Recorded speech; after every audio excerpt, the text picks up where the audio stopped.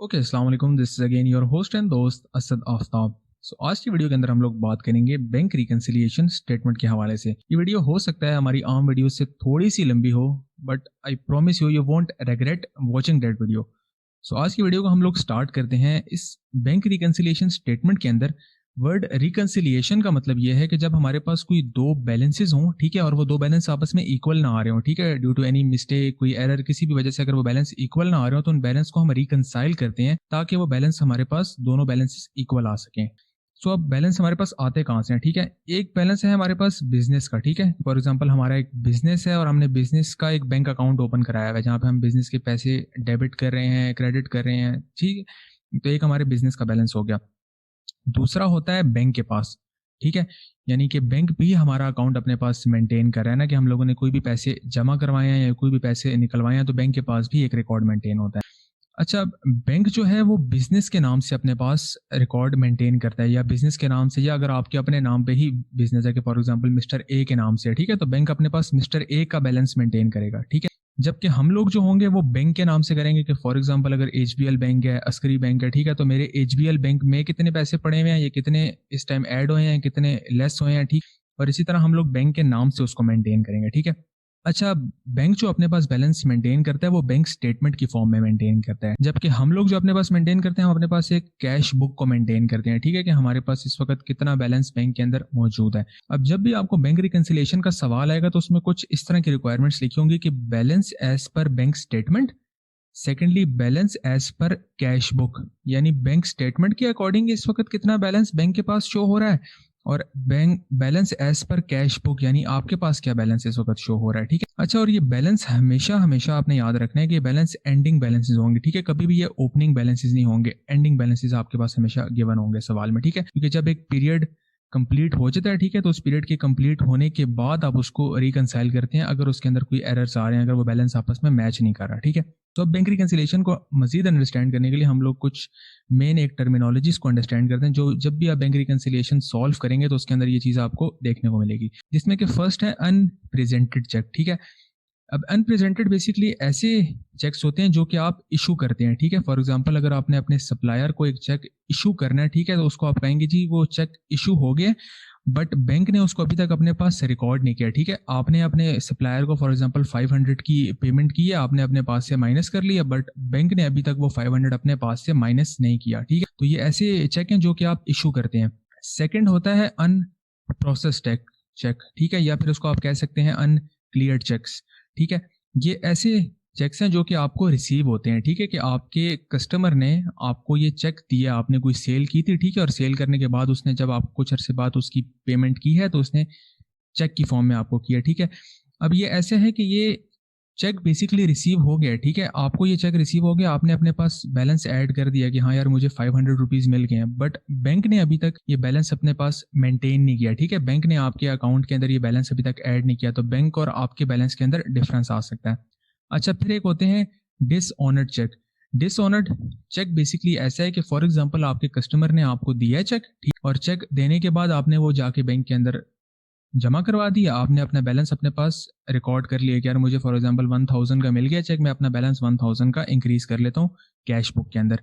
But चूंकि आपके customer के अकाउंट में फॉर एग्जांपल अगर वो बैलेंस इस वक्त मौजूद नहीं है, तो जब उस बैंक को आपके अकाउंट के अंदर ऐड करने लगेगा और वो देखेगा कि यार जिस कस्टमर ने दिया चेक उसके अकाउंट में तो ये बैलेंस ही नहीं है, बैलेंस इनसफिशिएंट बैलेंस है, ठीक है, इसको हम कहेंगे डिसऑनर्ड चेक, ठीक है।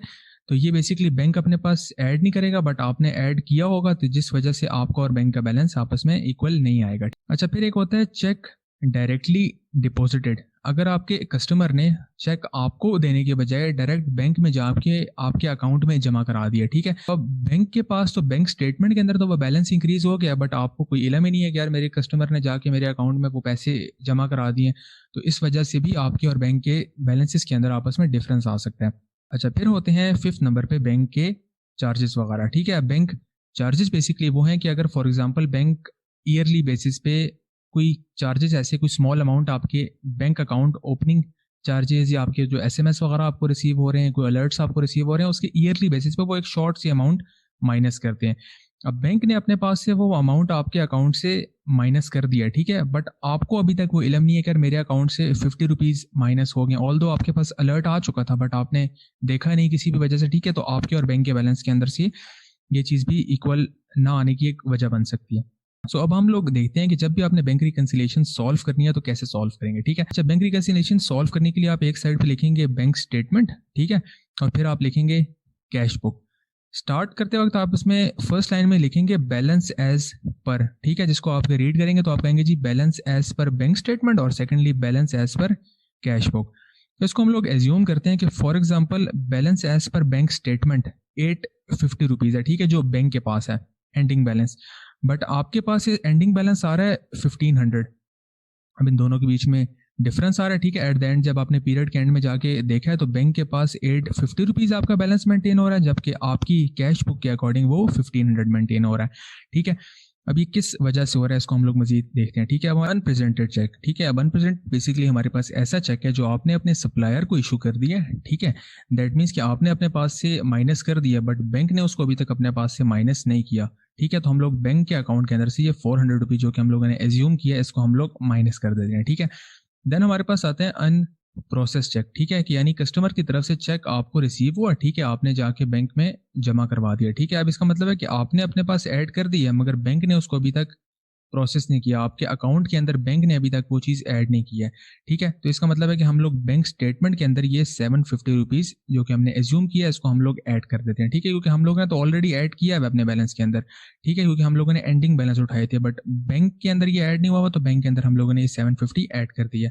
देन अब हमारे पास आता है डिसऑनर्ड चेक, ठीक है। डिसऑनर्ड बेसिकली ऐसा चेक है कि आपको कस्टमर की तरफ से रिसीव हुआ, ठीक है, आपने अपने पास वो बैलेंस ऐड कर दिया बट जब आपने जाके बैंक में जमा कराया और बैंक ने जब उसको आपके अकाउंट के अंदर ऐड करने लगा तो बैंक ने देखा कि यार ये तो इस कस्टमर के अकाउंट में बैलेंस ही नहीं है, ठीक है। दैट मीन्स जो अब आपने ऐड किया है, ठीक है, वो अब आपने गलत ऐड किया है, ठीक है, तो उसको आपको माइनस करना पड़ेगा। तो दैट मीन्स आप यहाँ से जो कि हम लोगों ने अमाउंट एक 500 एज्यूम किया उसको हम लोग यहाँ से दोबारा से माइनस कर देते हैं, ठीक है। देन अब हमारे पास एक आता है cheque directly deposited by the customer, ठीक है। अब एक ऐसा चेक है जो बजाय आपके कस्टमर ने आपको देने के डायरेक्ट बैंक में जाके आपके अकाउंट में जमा करा दिया, ठीक है। अब बैंक ने तो वो बैलेंस अपने पास ऐड कर लिया है, ठीक है, चूंकि हम लोगों ने एंडिंग बैलेंस उठाया तो इसका मतलब है कि हम एज्यूम करें कि इसके अंदर ये बैलेंस ऑलरेडी ऐड हुआ हुआ है।